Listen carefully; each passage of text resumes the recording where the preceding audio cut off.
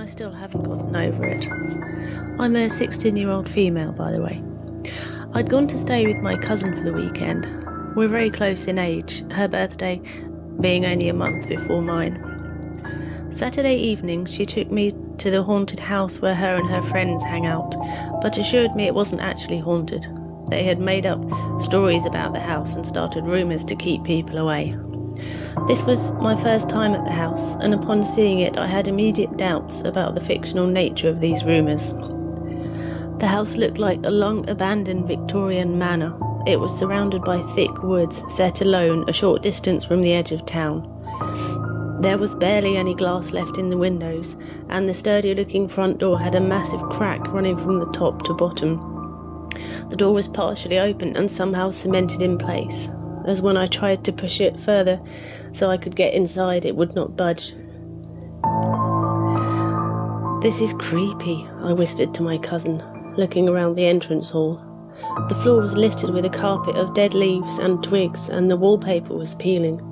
The creepiest thing was that the place was still fully furnished, albeit weathered, moth-eaten and cobwebbed furniture. My cousin led me through to one of the big downstairs rooms, where we found the gang congregated. Someone had even got a fire going in the old fireplace. It looked like balled-up newspapers. The furniture in the room had been pushed to the sides, and her friends with whom I was previously acquainted were sat on the floor near the fire. They offered beer and snacks to us as we joined them. There were 6 others. They were Richard, Mark, Neil, Lisa, Sarah and Emily, and almost as soon as my cousin and I joined them, Sarah got to her feet and announced she was leaving. "You're the first to leave," Neil purred. "So?" Sarah responded. "So you have to do it," Neil grinned. "Do what, sweetie?" she said, as if she didn't know. "Show us your goods," he said, looking her up and down. "No," Sarah said, covering her chest with her hands. "That's the deal, sir," Richard chimed in. "Shut up, Richie," she said. "You've seen them already."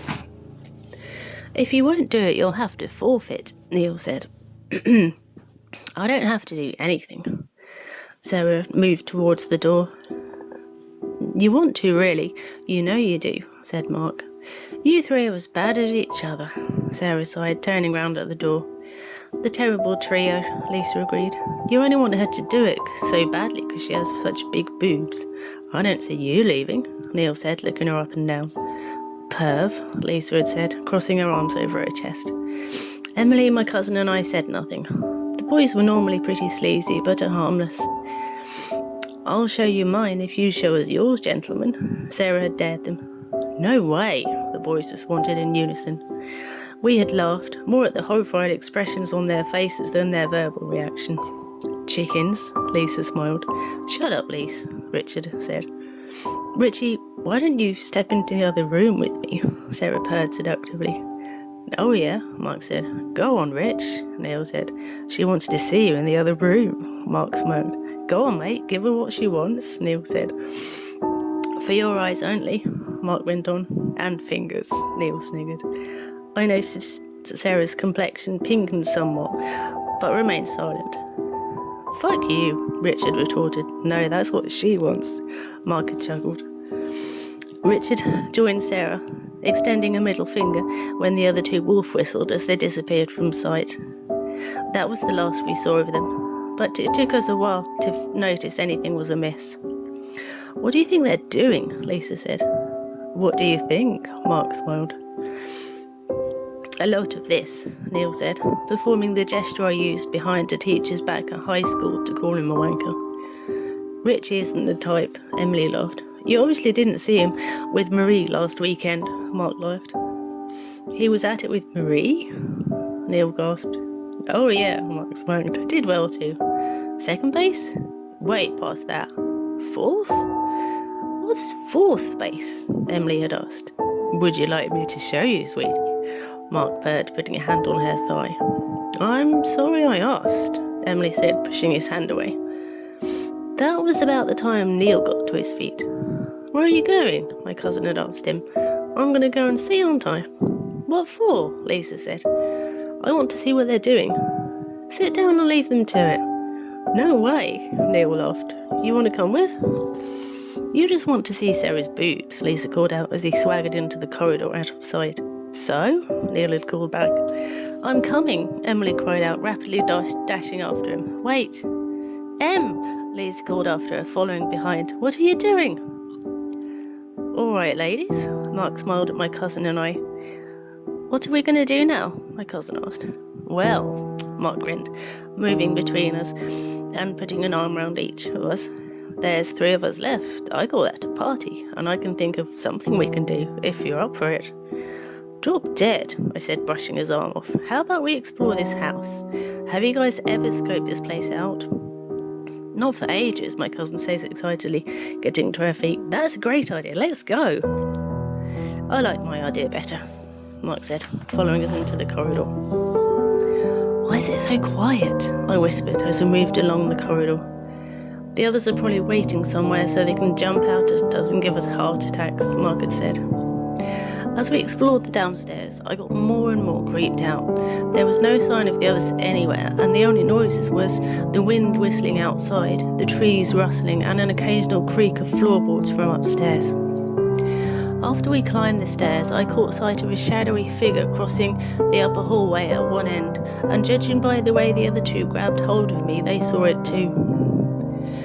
We walked along the corridor to take a closer look and found 2 doorways where we'd seen the figure. One doorway had been bricked up long ago, and the other had a narrow staircase behind it that led to another upper floor.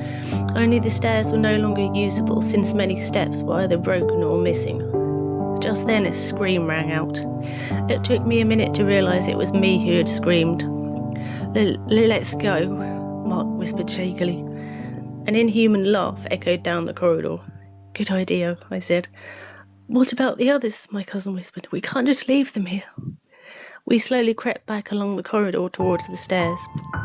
I nervously glanced into a room near the stairs and immediately regretted it.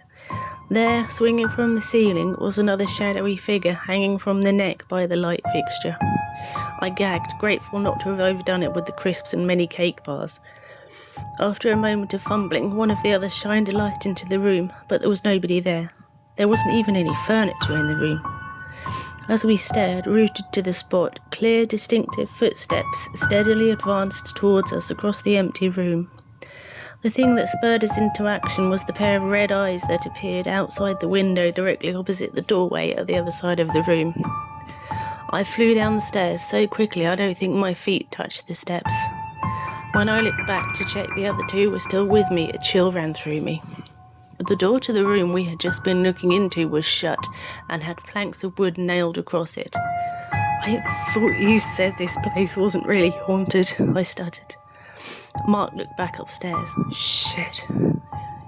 He grabbed hold of me and my cousin and ran out the front door, dragging us behind. When we got outside, we had found Emily stood alone at the far end of the drive, and she was a jabbering wreck.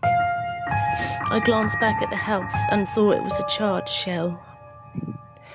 At that, I just ran down the road as fast as I could, and I didn't look back. No traces of Richard, Lisa, Neil or Sarah have been found to this day, and Emily refuses to disclose what she witnessed. I later researched the house and discovered the 4-story mansion burnt down in 1909 on October 31st, no less.